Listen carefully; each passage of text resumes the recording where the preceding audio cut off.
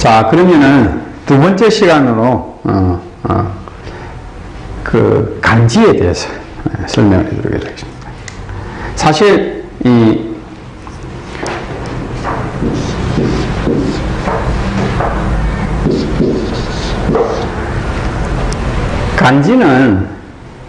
간지는 우리 명리학의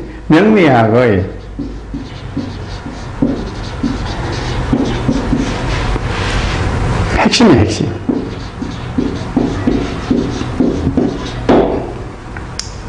이 말 뜻이 뭐냐면은,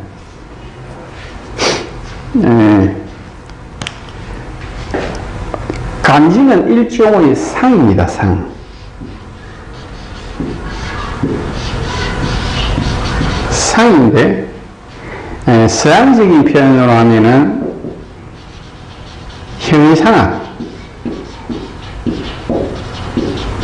형이상학이라고도 하고, 이제 이거를 동양적인 부분으로 얘기하면은 기라고도 볼 수 있죠. 상이라는 것은 어떠한 기미, 징조를 의미한다.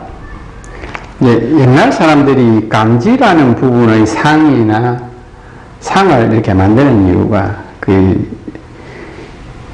사람의 뜻은, 사람이 생각하는 것은 말로 다 표현하지 못하고 글이라는 부분으로서 자기 생각과 마음을 다 표출하지 못하거든요. 그렇기 때문에 이런 상이라는 글자를 통해서 어떤 암호나 이런 글자의 모양을 통해서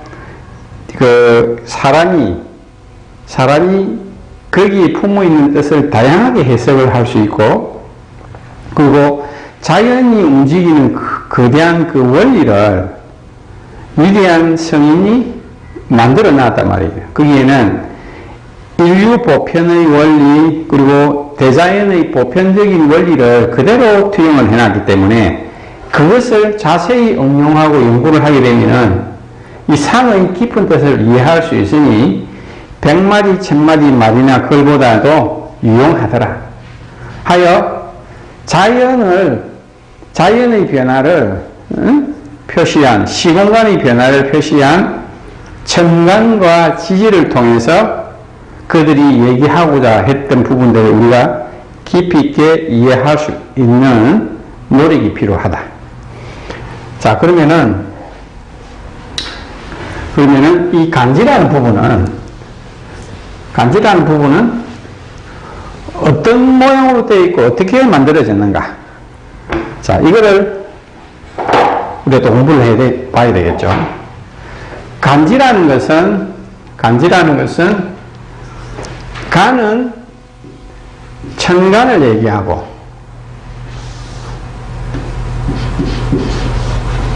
지는 지를 얘기한다. 그러면 천이라는 것은 말 그대로 지구의 공전이고, 그리고 지는 지구의 자전이다.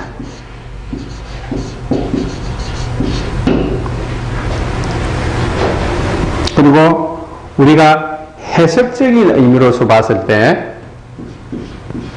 천간은 생각이나 뜻, 의중을 얘기하고, 그리고 지는 구체적인 일, 상황, 그리고 양식, 삶의 양식,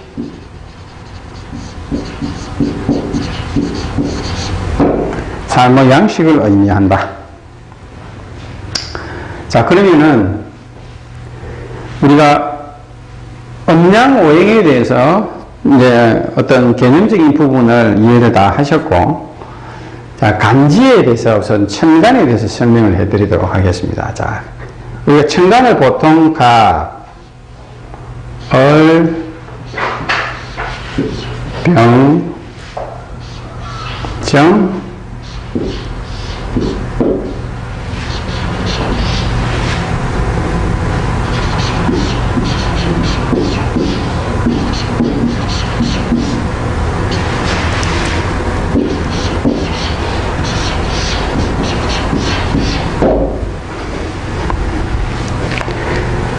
이제 우리가 청간을 어떻게 얘기해야 되냐면, 청간은 기운이다, 기운적인 요소다. 기운적인 요소로서 이해를 하셔야 된다. 쉽게 얘기하면은, 지구가 태양주위를 사계절, 1년 내내 돌아가는 모양이더라. 그러면은, 쉽게 설명하면 태양에서 방사되는 우주의 기운에 따라서 지구에서 일어나는 만물의 모양, 만물이 변하는 모양. 자, 만물이 변하는 모양입니다. 만물 중에서 인간을 제외한, 물론 인간도 그 영향을 받지만 기운에 의해서 생사가 좌우되는 것, 나무, 풀, 여러 가지 있죠. 우리가 쉽게 얘기하면 이제 주로 생각하면 나무, 풀이라든지 그 기운적인 요소에서 추우면은, 지금 이렇게 여름이 오더라도 갑자기 추워버리면은 그 식물들은 죽죠. 그러나 동물들은 오래 견딥니다. 그런 개념으로서 기운적인 요소에 의해서, 지구의 공전에 의해서 이러한 변화의 모양이 일어나더라. 자, 갑의 모양은 씨앗입니다. 씨앗이 땅에서 뿌리를 내리는 모양. 땅에서 뿌리를 내린다. 자, 그러면은 갑은 동지죠. 입춘이죠.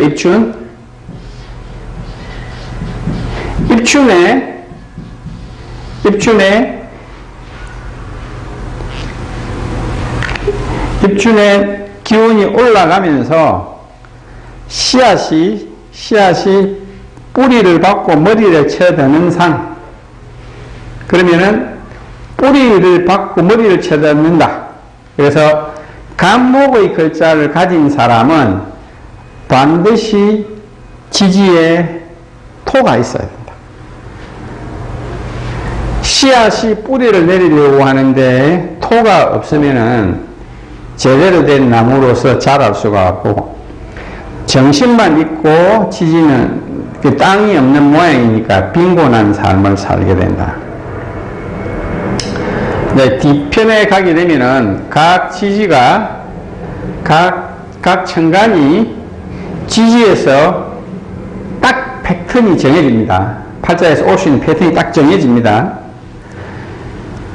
이 글자에서 육친적으로 어떤 글자가 오느냐에 따라서 부모, 형제, 자매, 모든 부분들이 요소가 딱 어느 정도 픽스가 돼버려요.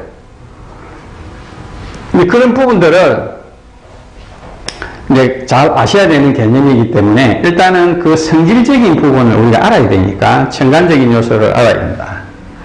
자, 갑이라는 것은 우리가 남자의 가슴을 갑바라고 그러죠. 갑옷이라고 한단 말이에요. 건장하고 건실한 모양이다.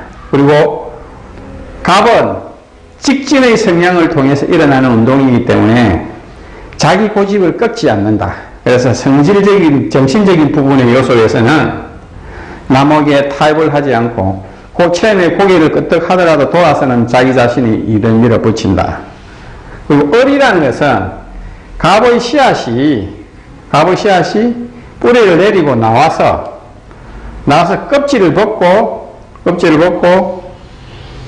이렇게 자라는 상이다.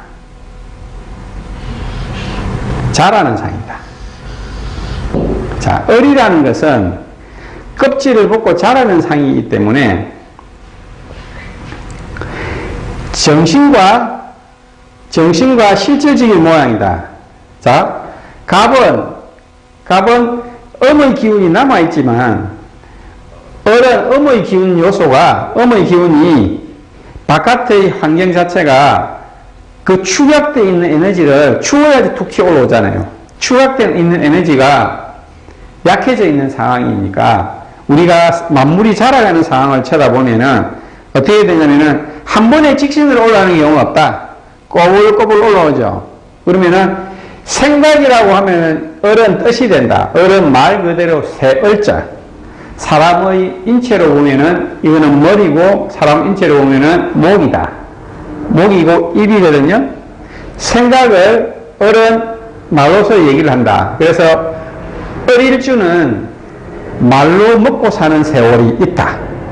그리고 표현하고 표출하는 능력이 뛰어난다. 그리고 새는 멀리 이동을 하고 멀리 날아다니는 부분이니까 이동과 변동이 많고, 그리고 대운에서 을을 만나면 반드시 외국을 가거나 아니면 이동과 변동을 맞이한다. 그리고 세운에서 해마다 오는 운에서 을이 들어왔다. 이유여하를 막론하고 이동과 변동을 인자로 본다. 자, 이러한 부분들이 결국 오행적인 요소지만 천간과 지지가 갑을병정 무기경신 인계로 해서 이것이 목, 화, 토, 금, 수로 나눠져 있지만은 항상 양간은 기운적인 요소다.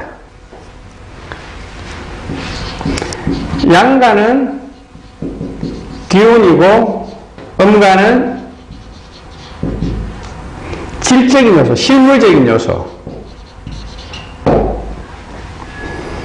실물적인 요소이기 때문에 우리가 사주팔자에 얼, 정, 기, 신, 개라는 글자가 음간이 많으면은 아주 실리적으로 추구하고자 하는 경향이 강하다.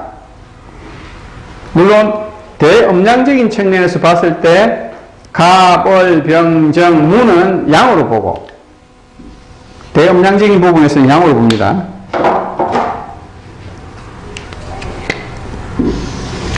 이것을 양으로 보고 이것을 음으로 봅니다. 음양으로 바라보는 부분은 물론 있지만 대체적으로 이러한 음의 질을 가지고 있는 사람들은 실리를 추구하고자 하는 부분이 강하다. 그런 사람들은 말보다는 뭐 미끼를 던져줘야 움직인다. 자, 그리고 병이라는 글자는 우리가 나무에 이렇게 나무에 꽃이 이렇게 핀 상이죠. 이렇게 꽃이 핀 상이죠. 그래서 우리가 병자는 자기 자신을 드러낸다는 뜻이다. 그리고 병자 자체는 태양의 빛과 같다. 태양이 빛과 같다. 그리고 정이라는 글자는 그 빛이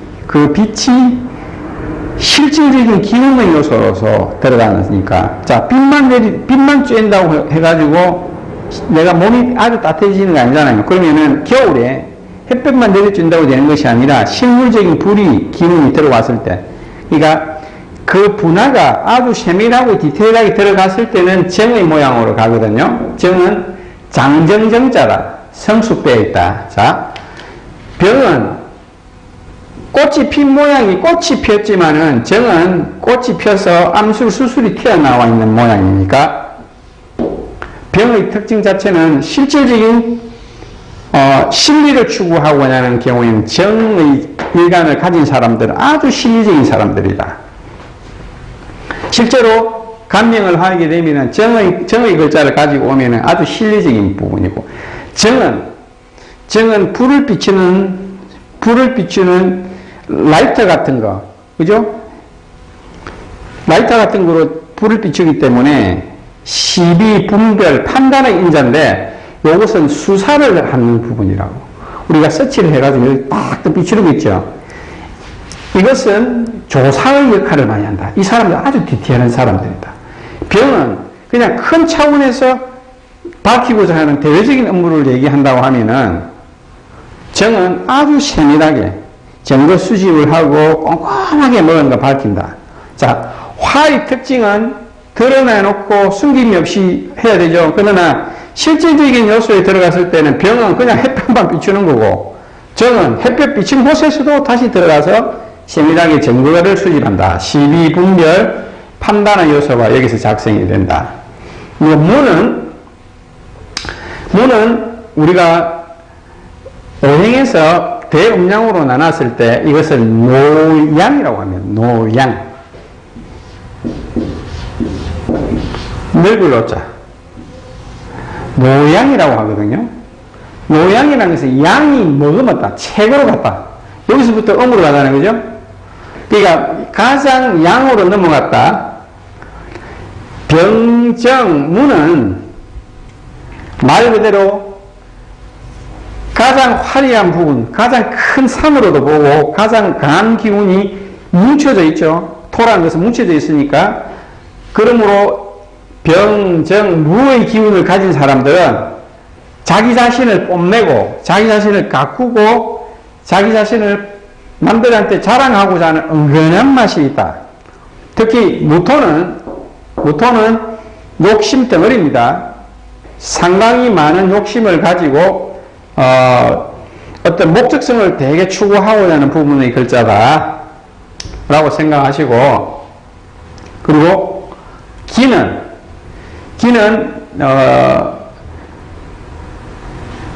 이 자체가 몸기자도 됩니다. 몸기자. 몸이 형성되는 것도 됩니다. 이게 기자인데 다르게 보면 이렇게 배가 불러 있는 상이거든요. 임신율 현상입니다. 그래서 몸기자로도 보는데 오행대이라는 고대 서적을 보면은 빼어난 것이 드러나기 시작한다는 뜻이거든요. 자, 그 뜻은 뭐냐면은 호박의 넝쿨이 무성하게 입이 펼쳐진 가운데 조그만한 알갱이가 붙어 있는 상입니다. 그러면은 이 사람은 결국 임신이 되어가지고 배태를 해서 만물을 키워야 되잖아요. 반드시 결실을 해야 되기 때문에 기토일간을 가진 사람들은 100% 실리적인 사람. 그리고 자기의 목적이 실리를 추구하고자 하는 부분이 있기 때문에 반드시 관심이 많고, 그리고 또 뭐냐면 오행적인 요소에서 딱 중심에 들어가 있잖아요. 목화토금속에 딱 중심에 나와져 있고, 그리고 기토는 음의 기운이, 양의 기운 중에서 음의 기운이 생기기 시작하는 자리란 말입니다. 그러면 음양이 교류하는 자리가 기토 자리거든. 그러니까 이쪽에 속하지도 않고 저쪽에도 속하지도 않다. 그래서 이 사람은 토의 특징상 드러나지 않으면서 자기가 할 것은 다 한단 말이지. 여기 갔다가 한다고. 그러니까 이 사람은 드러나진 않는데 보면 어디 갔나 이러면 거기 나 갔었어요 하면서 있는 경우가 상당히 많다. 그래서 이 사람은 은근하게 자기 자신의 실리를 추구한다. 임신을 했기 때문에 어떻게든지 자기는 호박을 만들어야 된다. 큰 누런 호박을 만들어야 되기 때문에 반드시 실리적인 사람이다. 자, 경은 돌도끼로 생각하면 된다. 그냥 한 방 때리는 모양이다. 세밀하지는 않지만 이 부분도 경신도 결국 시비, 분별, 판단의 요소가 있습니다. 시비, 분별, 판단의 요소가 있다. 그러한 정신적인 요소가 있는데 경이라는 것 자체가 우리가 한자를 보면은 이게 언덕이에요. 멀리서 보면 여기 언덕에 집이 있는 모양이거든. 멀리서 보면. 근데 이것을 감추었다는 뜻이잖아. 언덕, 그죠? 그리고 우리가 한자를 보면은 왼쪽에 이렇게 나와 있는 상이 있어요. 전부 다 글자가 이렇게 되어 있는 것도 있고. 이쪽에 나와 있다는 것은 성장을 정지하는 상입니다. 한자의 모양 자체에서. 성장이 정지된다. 더 이상 자라지 않는다는 상. 이거는 왼쪽, 성장이 정지된 상의 모양으로 나거든요. 그래서 우리가 동자라고 했을 때, 이거는 입구자나 마찬가지의 모양입니다.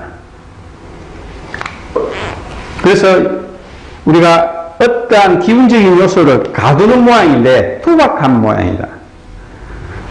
그래서 경이라는 부분은 가을이 오면은 우리가 숙살지기라 하여 만물을 죽이고 그리고 이별하고 분리하는 요소가 아주 강하게 일어나는데 경은 아직 양의 기운이 그래도 조금 남아있는 모양이거든요. 아직 완전한 결실의 모양은 아니다. 그리고 신은 말 그대로 고자에는 보면은 단검의 모양입니다. 단검의 모양이고 칼의 모양이니까 그 모양을 그대로 본따서 신은 우리가 금의 기운이 열매가 부풀이되다가 탁 떨어져 나온다. 칼같이 자른다. 이러면 이 사람은 시비분별 판단의 인자도 있지만은 그걸 잘라서 내가 뭘 한다? 실리적인 모양으로 갖추고자 한다. 그리고 우리가 이제 공부를 하다 보면은 천간 중에서 가장 음적인 기운을 가진 글자가 뭐냐 하면은 개자와 신자인데 중국에서는 특히 대만 쪽에서는 이 신금이라는 글자를 가장 음적인 글자로 친다. 그래서 이 글자가 가장 실리적인 부분 그리고 드러내지 않으면서 실리를 추구하고자 하는 부분이 강하다. 그리고 마음의 칼을 갈듯이 인내하고 견뎌낼 수 있는 인자도 된다. 그리고 말 그대로 경신이라는 글자 자체가 신은 열매의 결실이기 때문에 천간에 글자가 하나라도 있으면은 잘 사는 세월은 있을 수 온다. 이게는 금이거든. 이 천간의 뜻은 뭐냐면은 우리가 이 글자를 배운다는 뜻은 뭐냐면은 결국 계절의 논리를 그대로 들어가죠. 이 사람은 경금이나 신금을 가진 사람은 가을의 결실이 모양이기 때문에 내가 반드시 뭔가 취하고자 하고자 하는 마음이 반드시 일어나고 뭔가 실리적인 모양을 갖추고 돈을 벌려고 하는 모양, 획득하려고 하는 정신이 반드시 있다고 생각하시고, 그리고 갑을 병정은 뭔가 펼쳐내고 일을 벌리고자 하는 기운, 그리고 토는 물론 무기토에 따라 다르지만은 결국은 어떠한 움직이지 않고 자기 실리를 취하고자 하는 요소의 기운이 강하고, 경은 실질적인 모양에서 내가 이것을 잡아내려고 하는 모양이 강하다. 그래서 그 오행의 방향성 자체를 제가 설명을 해드렸죠. 기어서 그 모양으로서 그대로 인식을 하고 들여다보면 될 것입니다. 그리고 자, 임은 결국 뭐냐면은 임은 하늘, 땅, 사람으로서 이렇게 연결이 되어 있죠. 이 중간에 십자란 말입니다. 이 십자가 되어 있죠. 임신의 모양. 결밀자로 붙이면 임신의 모양입니다. 쉽게 얘기하면은, 자, 신의 계절에, 가을의 계절에 모체로부터 이별과 분리를 해서 땅에 떨어졌단 말입니다. 땅에 떨어져서 또는 홀씨가 모체에서 떨어져 나와가지고 다른 곳에 들어가가지고 땅 속에 자기가 성장할 수 있는 곳에 그대로 얹혔다. 얹혀 있으면 내가 다시 새로운 생명을 잉태해야 되는 모양이거든요. 그래서 임수는 어떠한 그 기운을 모으려고 하는 요소. 그리고 보통 임이라는 글자가 2개, 3개씩 있는 사람들, 2-3개씩 있는 사람들은 욕심이 아주 많다. 뭐냐면은 이것을 추가해가지고 내 것으로 만들려고 하는 기질이다. 그리고 수는 오행적으로 지혜의 상징이니까 수는 머리가 좋다. 지혜로운 글자다. 그리고 개라는 글자는 개는 어른이 축약이 되어 있다. 우리가 어른이 꽉 얼게 되면은 우리 얼음을 보죠. 얼음을 딱 얼게 되면 뭡니까? 속이 다 보이잖아요. 속이 다 보이듯이 얼음은 공명정대함, 그리고 결백함, 그리고 순수성을 많이 가지고 있는 역할을 한다. 그리고 보통 개일지들이 계율지들이 판사들이 많다. 공명정대. 그리고 얼음이라는 것은, 이 얼음이라는 것은 강하면 팽창을 하죠. 강하면 팽창한다는 뜻은 극단에 이르렀을 때 다시 갑으로 돌아오죠. 이 사람은 성질이 급한 것이 아니라 성질은 있는데 행동이 조금 느릴 뿐이다. 그리고 개라는 것은 언제든지 튀어나간다. 자기 자신이 생각을 가거나 마음을 먹으면 언제든지 목적한 바를 이루려고 하는 기질도 있다. 그러면은 오행의 인자를 통해서 목, 화, 토, 금수, 그리고 이것을 갑을, 병정, 무기, 경신, 임계를 통해서 지구의 자전, 공전, 그죠? 지구의 공전 궤도로서 생각, 뜻, 의중이다. 천간이라는 것은 나의 생각입니다. 그리고 몸으로 치면 머리란 말이에요. 머리이기 때문에 몸은 지지니까 머리의 생각이 반드시 이러한 모양을 갖고 있다. 그럼 천간의 배치가 어떤 글자가 배치가 되느냐에 따라서 앞에 있는 글자가 많이 있다. 이 사람은 생각이나 머리 회전이 스피드가 있다. 뒤에 글자가 많다. 생각이나 머리의 스피드는 없지만은 속이 깊고 심리적인 사람일 것이다 라고 먼저 큰 대음량적인 부분에서 판단을 내린다. 자, 그러면은 지지를 보도록 하겠습니다. 쉽게 좀 어렵게 알아들어요? 어때요? 아직은 그렇게 어렵지 않죠. 공부를 하셨으니까.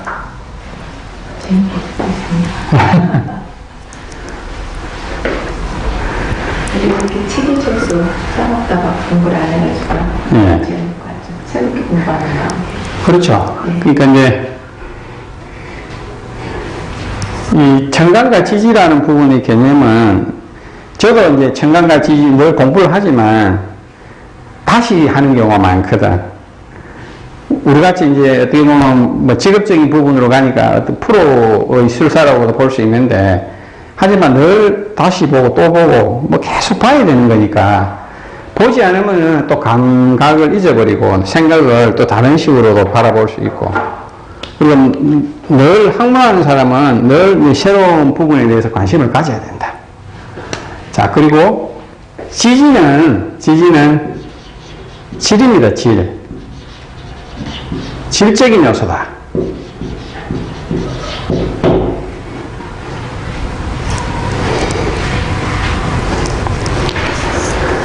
지지는 질적인 요소다.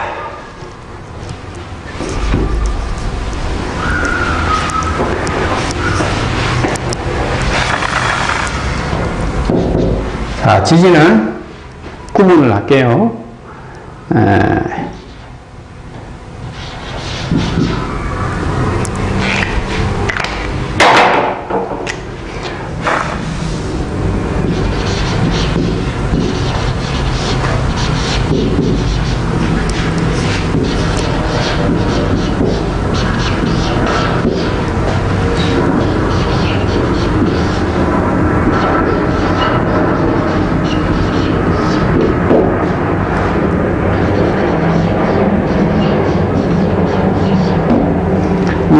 보통 뭐 가르치시는 분은 자부터 가르치시는데 그렇게 안 하고 모아서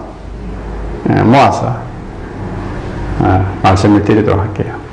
자, 이는 인묘지는 우리가 운동상 봄이라고 하고 동쪽이고 목으로 보고, 사오미는 여름이고 남쪽이고 화로 보고, 신유술은 가을이고 서쪽이고 금으로 보고, 해자축은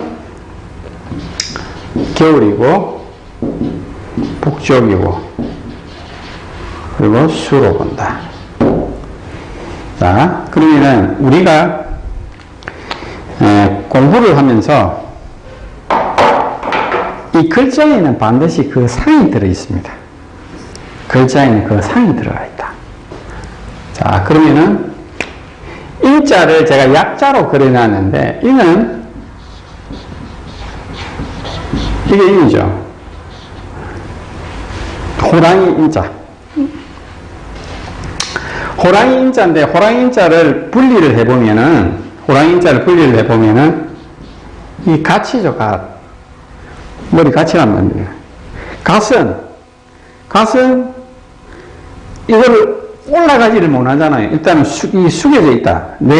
어떤 갓을 뚫고 올라가야지 펼치는데 아직까지 그 산 자체가 펼쳐지지 못한 모양이다. 자, 그리고 중간에 있는 안에 있는 글자를 보면은 이렇게 되어 있죠. 자, 그러면 이거를 또 풀어서 글자를 보면은 밭전자잖아요. 밭전자. 밭에서 어떤 공간에서 올라가려고 하는데 이것도 중단이 되어 있는 모양. 이중에서 어떤 기운이 올라가기를 기다리고 있다. 자, 그리고 밑에 있는 글자 이게 되죠. 이건 다리거든요. 이게 다리는 태동을 한단 말이에요. 다리는 벌어져 있잖아. 그래서 우리가 목자를 봤을 때 갑자를 봤을 때 이 모양하고 비슷하죠. 갑은 밑에는 올라 내려와 있잖아. 그 상 자체가 인자가 팔자라는 것은 팔자가 우리 팔자 그림 한다 아닙니까? 팔자의 모양 자체가 뭐냐면은 올라가고자 하는 기운이 이 모양 자체가 우리가 이게 펼쳐지는 거하고 다르잖아요. 직진해가지고 모아서 올라가는 모양이 팔자의 모양이다. 팔은 생명의 모양이다. 그러면 이제 성장의 기운은 가지고 있으나 때가 아직 이르지 못한 모양이다. 그래서 우리가 시간으로 치면은 새벽 3시에서 5시 사이다. 새벽 3시에서 5시 사이니까 뭔가 활동을 하려고 하는데 어중간한 모양이다. 그래서 우리가 요 시간이 되면 호랑이자의 뜻을 가진 이유가 뭐냐면 호랑이는 한번 웅크려 있는 모양이지만은 서가지고 발전을 했을 때 끝없이 펼치지 않는 모양이다. 그리고 인시에는 호랑이가 닭이 울면은 도망을 가죠. 그래서 호랑이가 닭이 울면은 언제든지 때를 오면은 언제든지 내 끝을 펼쳐내고자 하는 아주 응축된 에너지를 가지고 있는 상이다. 그래서 우리가 이 글자의 모양의 상에서 그것을 읽어내야 된다. 그리고 묘자. 묘는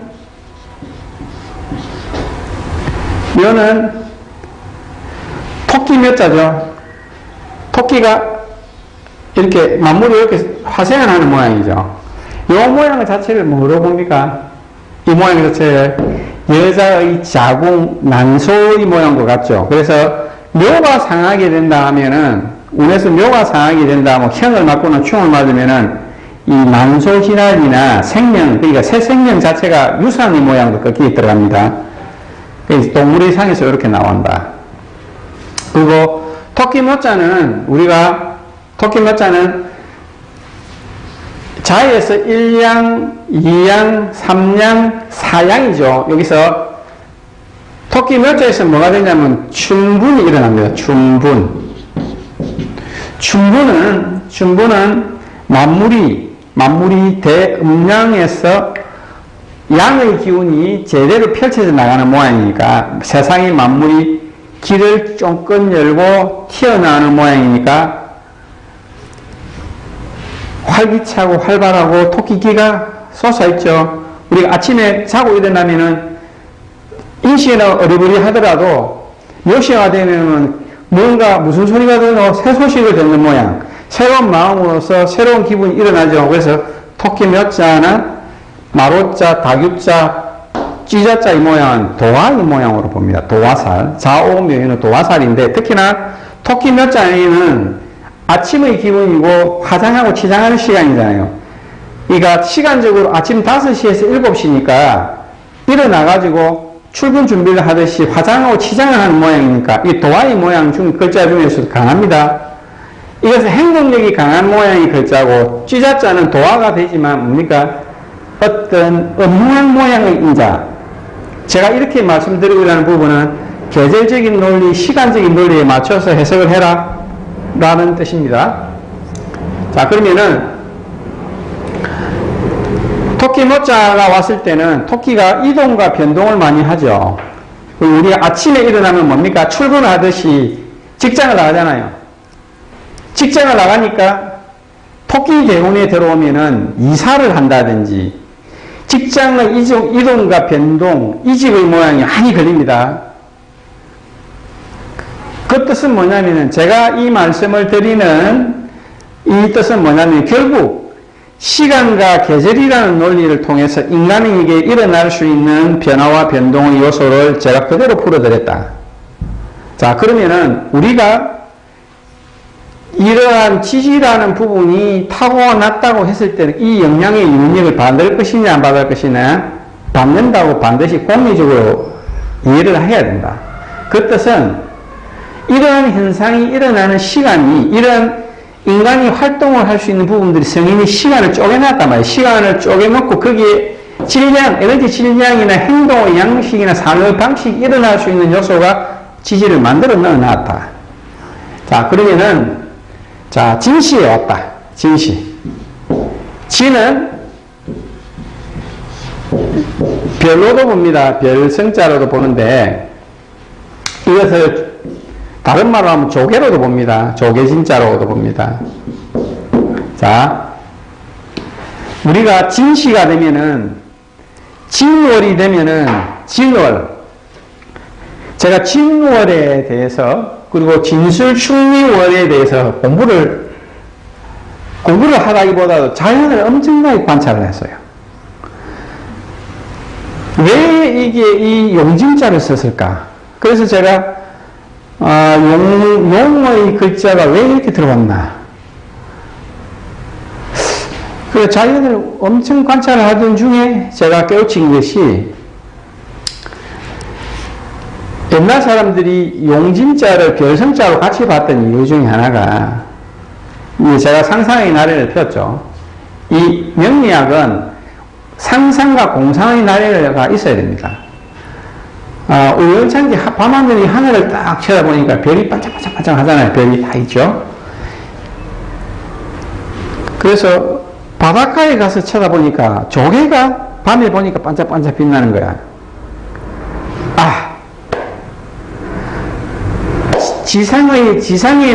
지상의 바다는 우리가 보는 바다고 하늘의 바다는 천체구나. 천체의 별은 조개의 모양이구나. 그래서 이 조개진자의 모양이구나. 그래서 이 사람들이 별성자의 모양을 넣었다. 그리고 지는 삼합에서 수가 고한다고 하죠. 수가 여기에서 수기운이 여기서 정리가 됨으로써 여름의 기운으로 넘어가죠. 하나의 운동성이 마무리가 된다.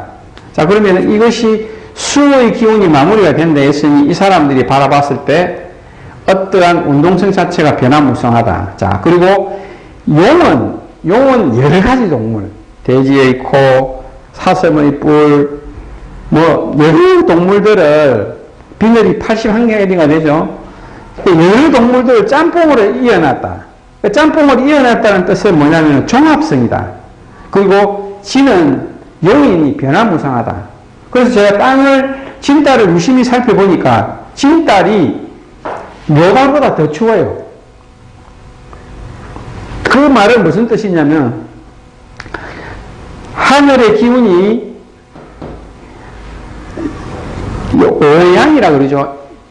자에서 1양, 2양, 3양, 4양, 5양인데 하늘의 기운이 양의 기운으로 엄청나게 밑에서 지상으로 방사를 하죠. 방사를 하면은 땅에 있었던 무거움은 아주 마지막까지 남은 한기가 진달이 되면 다 올라오는 거예요.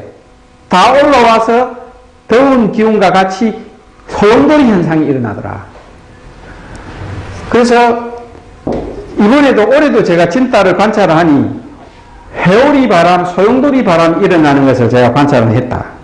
아, 역시 시간의 편차작용이 작용하는구나. 왜냐하면 에너지라는 것은 하늘의 각도가 따라서 그 에너지 질량을 보내는데 땅은 질적인 요소니까 속도가 한 달씩 늦는 거예요. 그게 뭐냐면 하늘의 기온이 땅과 같이 넘어가는데 그 기온이 머금어지는 거야. 그러니까 한 달이 넘어요. 그래서 시간의 편차작용 또는 에너지의 편차작용은 이 지구상에서 일어나는데 거기에 뭘 넣었다? 진술충리를 넣었다. 그래서 용어의 변화를 넣은 것은 이러한 모양으로서 들어갔다. 그리고 우리가 용은 빛을 받으면 반짝반짝 빛나죠. 시간적인 요소에서는 7시에서 9시란 말이죠. 그러면은 우리가 아침에 밥을 먹고 넥타이를 맨다든지, 그죠? 의복을 정지하고 나가는 시간이니까, 진이라는 글자는 대운에서 만나거나 세운에서 만나거나 하게 되면은 변화도 많지만, 특히 대운에서 만나면은 공공적인 일, 공공성, 그리고 남들에게 폼나는 일을 할 수 있는 모양으로서 이 대운을 써먹는다. 자, 이 뜻은 시간과 공간, 계절의 논리에 의해서 제가 설명을 해드리는 부분이니까, 용이라는 글자는 또 상상 속의 동물이다. 상상 속의 동물이라는 것은 뭐냐? 배우지 않아도 배운 것처럼 말을 잘하고 머리가 똑똑하다. 아, 그리고 여름으로 넘어옵니다. 자, 여름으로 뱀사다. 뱀은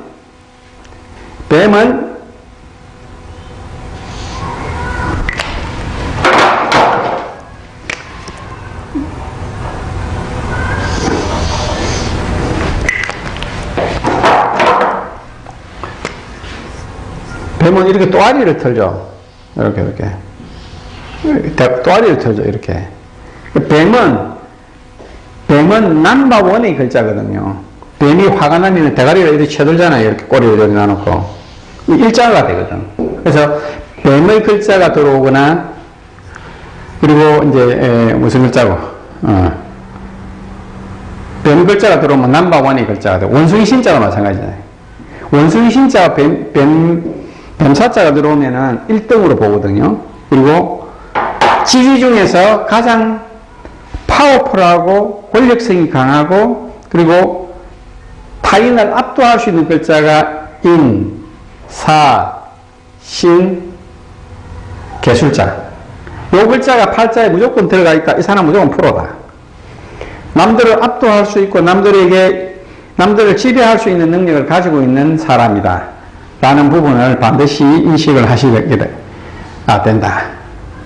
그리고 뱀사자라는 것은, 뱀이라는 것은 양입니다. 양의 기운이 6개 머금었다. 이것은 자타공인이 아니라 세계공인.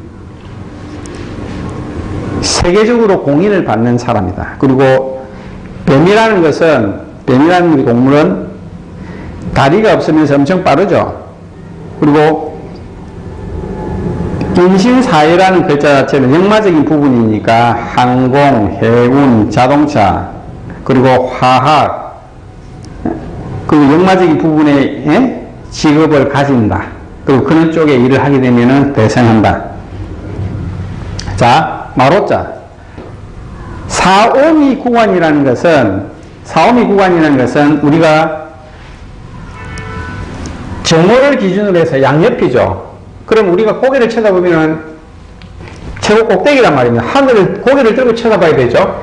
그래서 사옴이라는 글자가 대운에서 만나면 명예지우기, 명성이나 명예를 추구하고자 하는 일에 또는 이제 확산하거나 벌리거나 하는 모양, 우리 언론, 방송, 문예, 예술 이런 쪽 계열의 일을 하게 된다면 그게 무난하다. 그리고 마로자라는 것은 말 그대로 중심의 논리다. 최고 중심에 있는 논리다. 마로자가 결국 어딥니까? 하지다, 하지. 하지에 머물렀다. 가장 중심이 된다. 여기에서부터 이제 일음이 시작이 됩니다.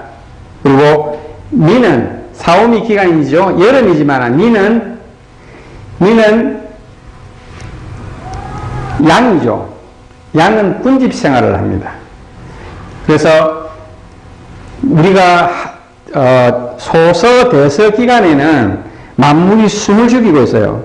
그 뜨거운 태양빛에 숨을 죽이고 있는데 이 생명들이 죽느냐? 죽지가 않습니다. 그래서 우리가 인간이 이런 모양을 담아서 미대움이 들어오면은 우리가 찜을 찌거나 숙성이 돼야지 가을을 맞이해서 익어가죠. 그러니까 미대오는 남녀 공인으로 해서 상당히 힘겹고 어려운 부분이다. 하지만 그 기간을 열심히 자기가 변화 없이 추구를 하게 된다면은 가을을 맞이하게 되면 반드시 큰 결실을 갖는 계절이 넘어온다.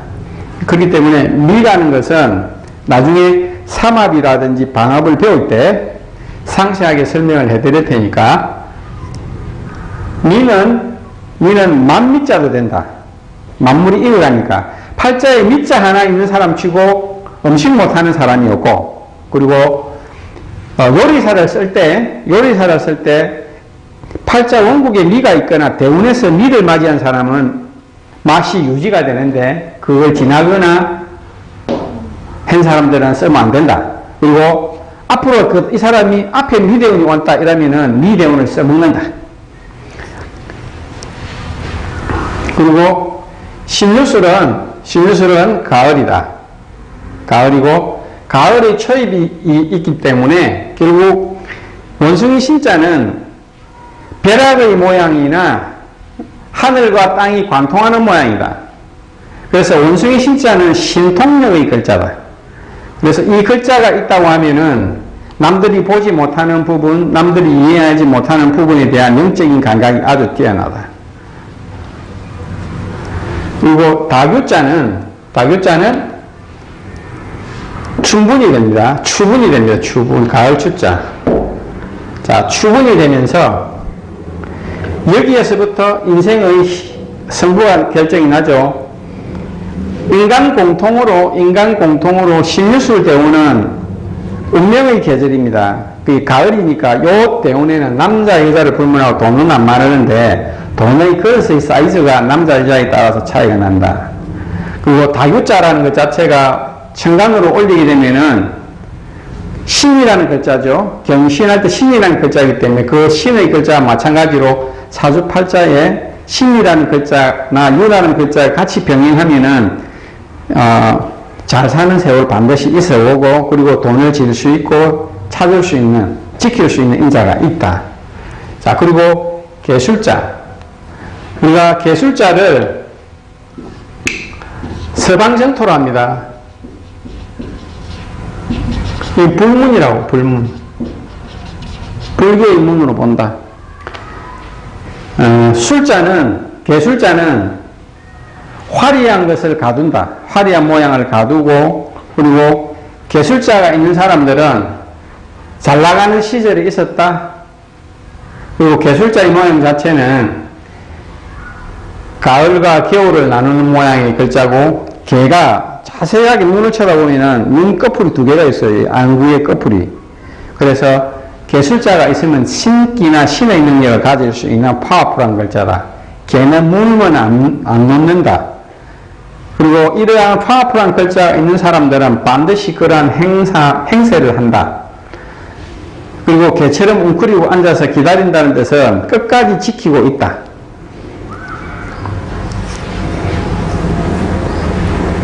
자, 그리고 돼지 해자가 왔습니다. 자, 술시나 해시 같은 경우에는 계절로 치면은 우리가 한로 상강의 계절이죠. 추수를 막 끝내거나 추수를 하고 나서 곡식의 창고에 입고를 한 사람, 그리고 돼지 해자가 들어오게 되면은 돼지 해자가 겨울의 초입에 추수를 하고 나서 돼지 머리를 날려서 제사를 지내는 모양. 그리고 돼지는 돼지 해자는 이 계절에 들어가면 먹을 것이 풍부하다는 뜻도 됩니다. 추수를 다 하고 나서 개가 곡식을 지키잖아요. 그리고 돼지 해자가 오면 돼지는 넉넉하잖아. 추수를 다 해주고 나서 내가 넉넉하니까 돼지 해자의 기운은 돼지는 또 보면은 상당히 깨끗한 동물입니다. 그리고 돼지가 상당히 빨라요. 돼지 한번 풀어놔놓고 잡으려면 여사람도 잘 못 잡습니다. 돼지 엄청 빠르거든요. 뚱뚱하기가 아주 못 될 것 같은데 엄청 빠릅니다. 그래서 돼지를 역마적인 부분으로도 집어넣어놨다. 그리고 나중에 지장간을 배우면서 설명을 드리겠지만은 지지 안에는 항상 천간이 들어가 있다. 천간은 하늘의 기운이 땅의 기운에 머금어서 그 안에 기운을 품고 있는 모양이니까 인간사의 비밀스러운 부분이 지장간에 들어가 있는 논리로서 설명을 해드립니다. 그리고 찌자자는 동지가 되겠죠. 동지는 하늘의 기운은 동지에서 시작이 되고 하늘의 기운은 동지에서 시작이 되고 땅의 기운은 입춘에서 시작이 된다. 그래서 우리가 동지의 팥죽을 먹으면서 한 해를 새롭게 시작한다는 의미로도 하거든요. 그래서 이 동지라는 개념은 상당히 중요합니다. 우리가 크리스마스를 얘기할 때 크리스마스가 12월 24일이거든요. 동지가 12월 24일, 5일에서 6일 정도 왔다 갔다 합니다. 그게 뭐냐면은 하늘의 운동이 태양 운동에서 공중궤도가 새로운 양의 기운이 생성된다고 해서 새 생명의 잉태, 새 생명의 세기운의 새로운 부분이 일어난다고 해서 예수 탄신일을 북방국에서는 동지로 정한 거예요. 그러한 원리에 의거하여 우리가 이걸 바라본다. 그리고 동지라는 것은 쥐자자의 모양은 팔자에 쥐자자나 원숭이 신자가 있으면 반드시 애정의 굴곡이 있다. 애정의 굴곡을 가질 수 있는 인자가 1순위 쥐자자, 2순위 원숭이 신자, 이 두 개의 글자는 삼합의 궤도로서 신자진 삼합을 이룹니다. 자, 삼합의 궤도를 이루기 때문에 특히 쥐자자가 있다 이러면은 일찍 이성의 눈을 뜬다. 그리고 쥐자자는 자식의 모양, 그리고 사랑의 모양, 숨겨져 있는 비밀의 모양이 되고, 쥐자자를 재성으로 쓴다, 재물로 쓴다 하면 절대 안 드러내놓는다, 감춘다. 자, 그리고 소축자. 소축은 대한 소환의 계절이고 밤 중에서 가장 늦은 새벽 1시에서 3시 사이고 인간이 가장 피로 회복이 가장 잘 풀리는 시간이 이 시간입니다. 이 시간에 무조건 자야 됩니다. 소축자라는 것은 이 양의 기운으로서 소는 겨울에 움막에 집에서 같이 생활을 했어요. 그리고 축자를 보면은 토자죠? 갇혀있는 상입니다. 토라는 것은 만물을 생장하고자 하는 기운이 일어서지 못하고 묶여있는 모양. 그래서 소가 팔자에 있다 이러면은 반드시 희생. 축 다음에 인이 들어오죠. 이는 새로운 봄의 기운이지 않습니까? 그럼 축대로 태어났다. 소는 음식을 많이 먹잖아요. 요물을 많이 먹죠. 어려운 집에서는 요물 되기도 힘들어요. 그래서 소띠로 태어난 여자는 아주 부잣집이 아니면은 바깥에서 일찍 떨어져 나가는 경우가 상당히 많습니다. 그리고 소띠로 태어났다는 것 자체가 소는 10사람의 일을 합니다. 그렇기 때문에 소띠로 태어나가지고 시집을 가게 되면 그 집안을 반드시 일으켜줍니다. 10배로 일을 해줍니다. 그 대신에 인생에 대해서 희생과 봉사, 자기 인생은 거의 잘 없어요. 그래서 우리가 그 자식 인연법, 자식을 놓는 부분에 있어서 띠를 놓는 것도 되게 중요합니다. 보통 이제 우리가 진술충이라는 글자는 토의 기운이고 하나의 기운이나 하나의 부분을 안고 있는 부분으로 해서 응축이 돼가지고 흥망성쇠가 거기 들어있다 해서 보통 진술충미띠가 들어온 사람들을 기준으로 보면은 그 애가 태어나고 나서 집안이 기우는 케이스들이 많이 있다. 그리고 그 애가 태어나고 나서 뒤에 다른 애들을 잘라야 된다. 그리고 부부간에 띠궁합을 놓을 때도 진술충미띠가 있는 사람은 반드시 좌우묘유띠를 1순위로 보고 인신사이띠를 같이 물고 와야 된다. 같은 띠끼리 이렇게 물리가 들어가잖아요. 토 띠끼리 같이 물리가면 띠궁합이 잘 안 맞다. 그리고 그 두 사람이 만약에 결혼을 하게 된다고 했을 때 자식 띠를 잘라야 된다. 자식의 띠를 잘못 놨을 경우에는 좀 피곤한 모양으로 갈 수 있거든. 그래서 우리가 이러한 그 지지의 오행, 지지의 인자를 통해서 처자 인연법, 자식 인연법, 그 다음에 그 어떤 환경적인 요소, 그리고 대운에서 일어날 수 있는 그 통변의 능력, 이런 부분들을 전체적으로 우리가 커버를 해서 공부를 할 수가 있다. 그래서 오늘은 간략하지만 천간지지 음양오행에 대한 부분을 있어서 설명을 쭉 해드렸다. 그리고 이 부분은 수업을 하는 중간중간에 예시를 통한든지 아니면 예제를 통해서 풀이를 통해서 충분하게 설명을 해드릴 거다. 자, 뭐 질문 있으면 질문을 해주세요. 동갑내기가 잘 산다는데 선생님 같은 거 안 된다고 하시죠? 네? 동갑이 잘 산다 하는데.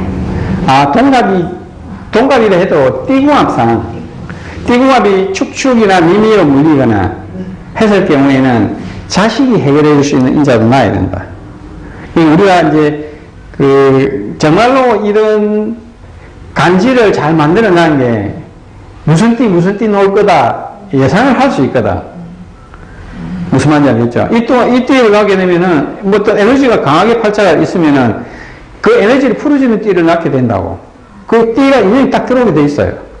그래서 우리가 운명을 풀어가는 여러 가지 패러다임들이 있는데 그 패러다임들을 조금씩 이해를 하고 이런 원리적인 차원에서 포괄적으로 이해를 하고 들어갔을 때 그 흐름을 우리가 잡아낼 수 있다. 이런 부분들이 우리가 단순하게 그 가월경쟁 무기행신을 하는 것보다 지지를 하는 것보다 이런 포괄적인 의미를 가지고 움직이는 모양을 머릿속에서 정리를 하고 팔자를 들여다 봐야 된다. 그리고 우리가 이제 이런 말씀 드리면은 뭐 하지만은 명리학은 이제 어느 정도 정복이 됐어요. 어느 정도 한계점이 왔다. 근데 그거를 어떤 식으로 풀어가느냐에 따라서 다르지만 큰 틀에서 그게 뭐냐면 시기적으로는 확실하지 않지만 그 안에 그 해 안에 일어날 수 있는 일은 거의 잡아낸단 말입니다. 근데 이제 세부적으로 언제 어디서 언제 일어난다는 부분들은 다른 전법적인 요소들이 좀 가미가 돼야 되고 그런 부분들에 대해서 끊임없는 선배라든지 후배 아니면 선대의 학자분들이 너에게 의해서 많은 이론적인 부분들이 나와 있기 때문에 충분하게 착실하게 공부를 하게 되면 이러한 부분까지 디테일하게 잡아낼 수 있다. 이 말씀을 드릴게요. 네. 수업 여기 있습니다. 수고하셨습니다. 예.